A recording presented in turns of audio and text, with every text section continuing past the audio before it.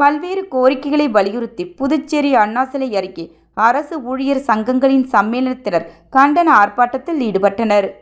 புதுச்சேரி அரசு ஊழியர் சங்கங்களின் சம்மேளனம் சார்பில் மத்திய அரசு ஊழியர் மகா சம்மேளனத்தின் அறைகூவலை ஏற்று பல்வேறு கோரிக்கைகளை வலியுறுத்தி புதுச்சேரி அண்ணா சிலை அருகே நேற்று மாலை ஆர்ப்பாட்டம் நடந்தது.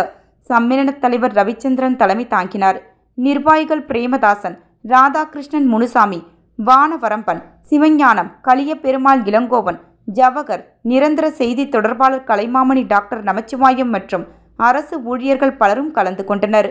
அரசு ஊழியர்களுக்கு 8வது ஊதியக்குழு அமைக்கப்படும் என்று கடந்த ஜனவரி மாதம் மத்திய அரசு அறிவித்தது.